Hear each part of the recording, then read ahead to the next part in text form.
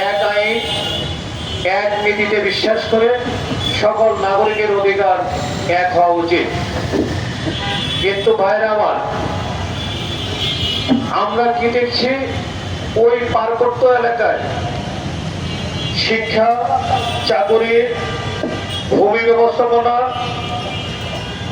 সহ সকল প্রকার বিষয়ে একটি বৈষম্যের দেখতে পাচ্ছি এবং বৈষম্যের শিকার হচ্ছে। পাহাড়ি এবং বাঙালিদের মধ্যে যে বৈষম্য সৃষ্টি হয়েছে, সেটা একটি স্বাধীন বাংলাদেশের একটি ভূখণ্ডের ভিতর এটা হতে পারে না। এর উত্তরণ আমাদের করতেই হবে। আর এটা উত্তরণ করতে না পারলে বাংলাদেশের সে অর্জিত আন্দোলন এবং শহীদদের রক্তদানের মাধ্যমে আমরা যে একটি কাঙ্ক্ষিত বাংলাদেশ দেখতে চাই, সেই কাঙ্ক্ষিত বাংলাদেশে আমরা রূপান্তরিত করতে পারবো না, সেই লক্ষ্যে বসতে পারবো না। বন্ধুরা আমার, এই বাংলাদেশে ওই ৭১ থেকে শুরু করে ৭১-এর স্বাধীনতা যুদ্ধ,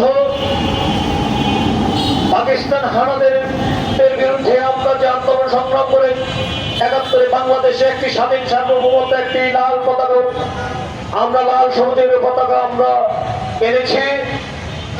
৯০ অভ্যুত্থানে আমরা যে স্বৈরশাসককে পতন ঘটিয়ে বাংলাদেশে গণতান্ত্রিক বাংলাদেশে অগ্রযাত্রা আমরা লক্ষ্য করেছি। এরপর ৯৬ আবারও আমরা আরেকটি ষড়যন্ত্রের শিকার হয়েছি।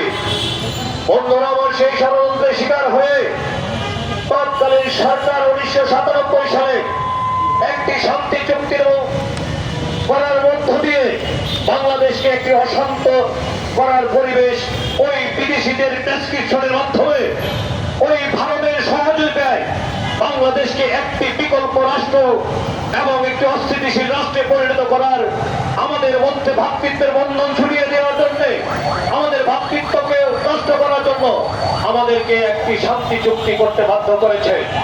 সেই শান্তি চুক্তিকে আমরা প্রত্যাখ্যান করে সকল নাগরিকের, বাংলাদেশে স্বাধীন সকল নাগরিককে একটি সমান সমান অধিকার, সাংবিধানিক সকলের নাগরিক অধিকার আমরা নিশ্চিত করতে চাই।